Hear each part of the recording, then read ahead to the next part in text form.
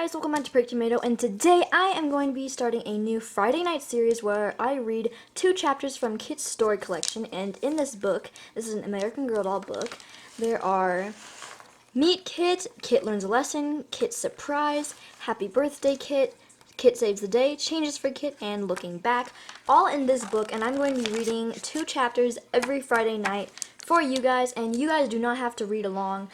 I'm just going to be reading it to you guys, and yeah, so let's go. I'm going to be reading 2 chapters of Meet Kit, and then we'll work our way through this whole entire book. Hopefully, we can do this together, and I'm just doing this because I really want to read these books, but I also think it'd be really neat to share it with you guys in case you don't have these books, so yeah. So this is the welcome page. It basically just says that Kit is going on around the Great Depression time, and she loves typewriting.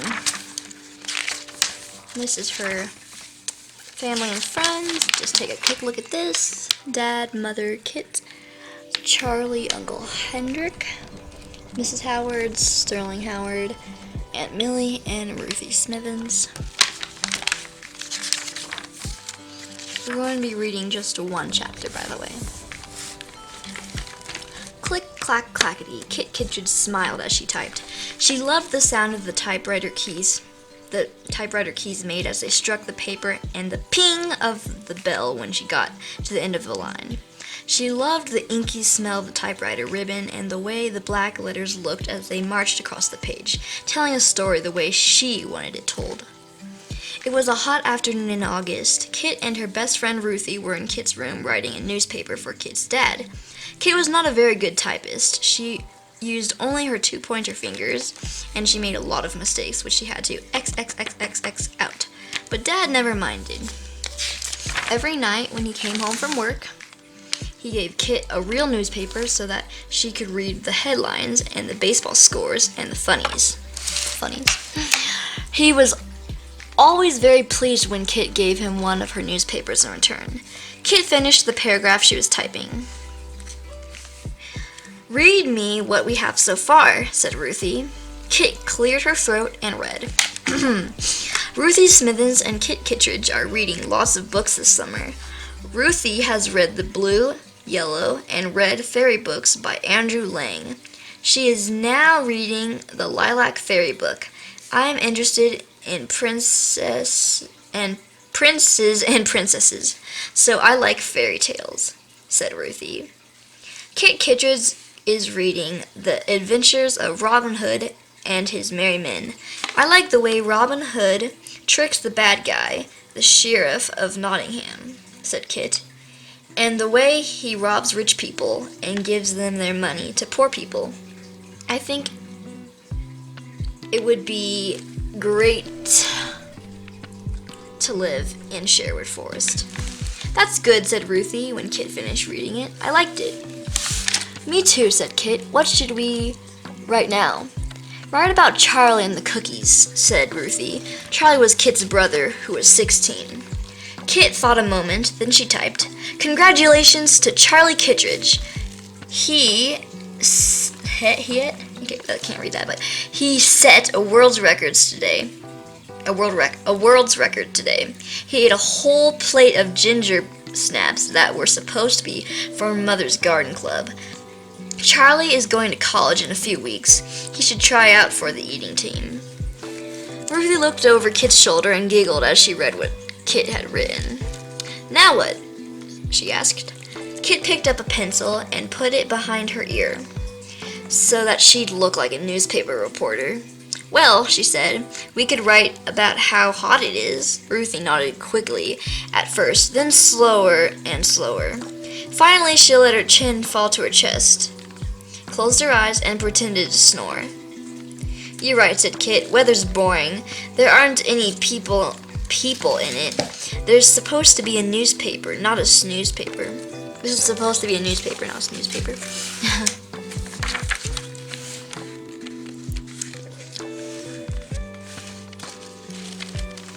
"You could write about how your mother decorated your room," Ruthie said.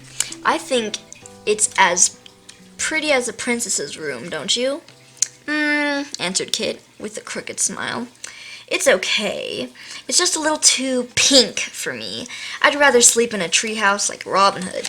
Ruthie shook her head. You're crazy, she said. Yep, said Kit cheerfully.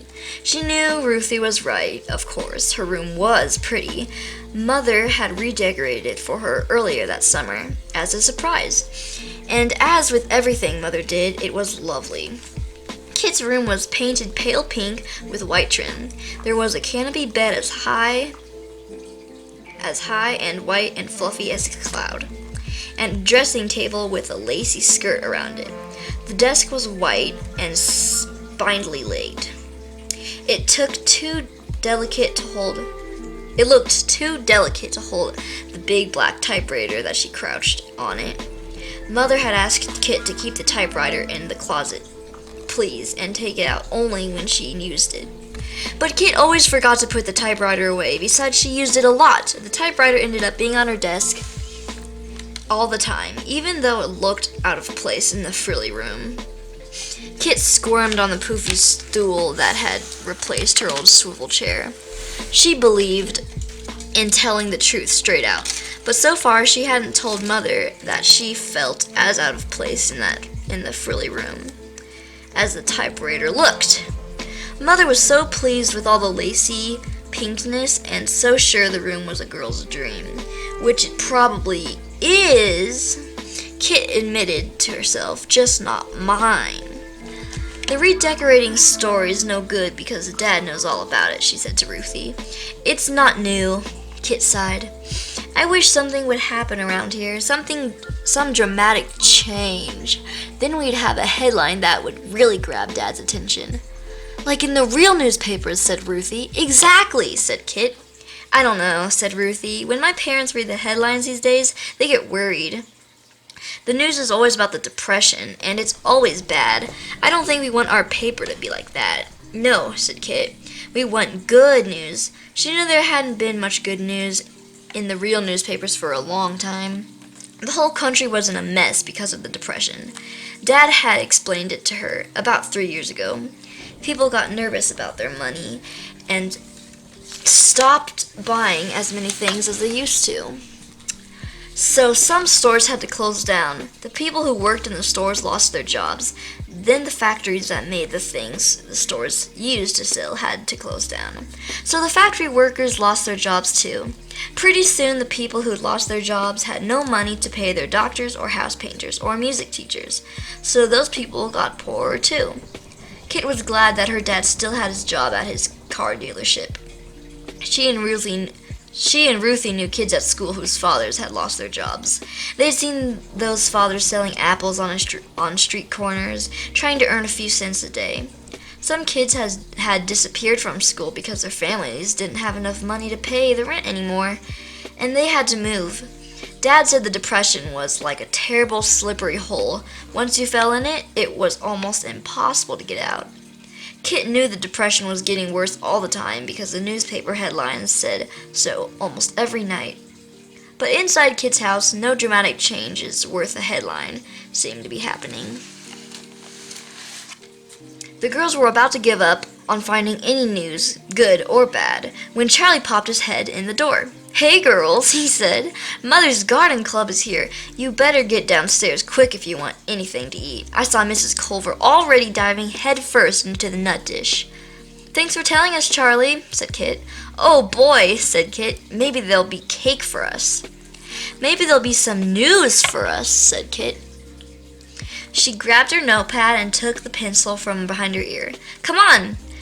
Kit and Ruthie thundered down the stairs. They slowed their steps in the hallway so that they wouldn't sound, as Mother's always said, like a herd of stampeding elephants. Mother liked things to be just so when the garden club ladies came. She brought out all her best crystal china silverware and linen and arranged her most beautiful plants on the terrace where the ladies met. Kit could hear the ladies' voices and the clink of their iced tea glasses out on the terrace now. Above all the voices, Kit heard Mrs. Wolfe complimenting Mother. Margaret, Mrs. Wolfe was saying, your sponge cake is perfection. Mine is just that, a sponge. Mrs. Wolf hooted at her own joke before she went on. "Please give me your recipe." "I'd be glad to," said Mother, just as Kit and Ruthie stepped onto the terrace. Mother looked as cool and slender as a mint leaf in her pale green dress. Kit wanted to fling herself at Mother and hug her, but she held herself back. Her fingers had typewriter ink on them. It would never do to leave ink stains on Mother's perfect green dress. Mother smiled when she saw the girls. Then she turned to her guests and said, "Ladies, you remember Ruth Ann Smithens and my daughter Kit, don't you?" "Oh, yes, of course," said the ladies. "Hello, girls." "Hello," said Kit and Ruthie politely. Do you help yourselves to some refreshments, girls?" "Oh, sorry. Do help yourselves to some refreshments, girls," said Mother. "We will," said Kit and Ruthie, smiling broadly. The girls filled up their plates and retreated to a corner behind a potted palm to enjoy their feast and observe the ladies. At first, the ladies discussed garden club business, such as how to get rid of bugs, slugs, and other garden pests. It was pretty boring, although the girls did get giggly when Mrs. Wilmore said she was just beside herself because she had spots on her phlox. Then the talk moved on to who was going to weed the flower bed at the hospital, which the garden club ladies took turns doing.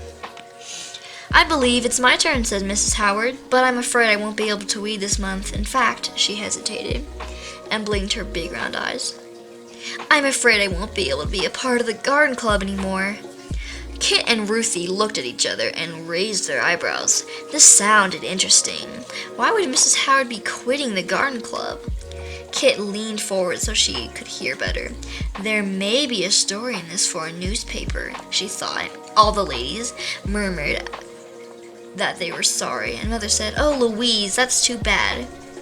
"Well," said Mrs. Howard, "I'm moving to Chicago. My husband is already there, and so my son Sterling and I are going to join him. He's pursuing a business opportunity." "Ah," said the ladies brightly. They all knew what that meant. Kit did too. It meant that Mr. Howard had gone to Chicago to look for a job. Everyone knew that Mrs. Howard had not had a job for 2 years, ever since the company he worked for here in Cincinnati had gone out of business. "Where will you live in Chicago?" a lady asked. "I'm not sure yet," said Mrs. Howard, blinking again. "Mr. Howard hasn't settled anywhere. We'll be hither, thither, and yon for a while." The ladies smiled, but Kit saw little lines of concern on their faces. The whole thing sounded pretty fishy to Kit. If the Howards have no place to live in Chicago, why are they leaving their house in Cincinnati? She wondered. Then suddenly it dawned on her. The Howards couldn't stay in their house. They didn't have enough money anymore, and Mr. Howard didn't have a job or a place for them to live in Chicago either. This was the truth. Kit was sure of it. She was pretty sure that all the ladies knew it too, but no one would say it out loud. There was an awkward silence. Then Mother spoke up and made everything better. "I have a marvelous idea, Louise," she said to Mrs. Howard. "We'd love it if you and dear Sterling would stay in our guest room until your husband is settled in Chicago and sends for you. Sterling is about Kit's age. I'm sure they'll get along beautifully." Ruthie nudged at Kit, but Kit held her finger to her lips to signal Ruthie not to say anything. The ladies turned towards Mrs. Howard, waiting anxiously for her reply to Mother's invitation. "Well," said Mrs. Howard slowly, "if you're sure it isn't too much trouble, Sterling and I would love to stay. Thank you, Margaret." "That's all settled then," said Mother calmly. All the ladies brightened up as if a cloud had just blown away. Kit started scribbling notes on her notepad, and Ruthie whispered to her, "Who's this boy Sterling?" Kit shrugged. "He's Mrs. Howard's son, I guess," she said. "I haven't met him." "You will," said Ruthie. "He's going to be living in your house." "Looks like it," said Kit. She liked the idea. Boys were always up to something. Sterling was sure to be a good source of stories for a newspaper for Dad. And it would be nice to have a boy around, especially after Charlie left for college. She and Sterling could play catch with each other. They could talk about Cincinnati Reds baseball team, which Kit loved and Ruthie, quite frankly, didn't care about. And Sterling could join in when she and Ruthie acted out stories from the books they read. Kit grinned at Ruthie. "When we play Robin Hood, Sterling can be the sheriff of Nottingham," she said. "Boys like to be the bad guy." Ruthie had a big bite of cake in her mouth. She swallowed, then grinned back at Kit. "Well," she said, "you never know. Sterling might rather be a Prince Charming and perform good deeds." "He's already done one good deed," said Kit. "What?" asked Ruthie. "Come on," said Kit. "I'll show you." The two girls slipped back inside the house and ran up the stairs to Kit's room. Kit stood in front of the typewriter. "Sterling's given us a headline," she said to Ruthie. "Look." Kit typed in capital letters, "The Howards are coming." And that is it, peeps. So if you want to read chapter 2, make sure you come back next Friday, and we will read chapter 2. Wait, let me put the marker in here. Okay, yes, thank you so much for watching. If you enjoyed this video, make sure to like, subscribe, comment down below, and I will see you in my next video. Bye! Enjoy the video, watch my hair, subscribe and like the video, and most of all, share the channel. I'm eating chips, by the way.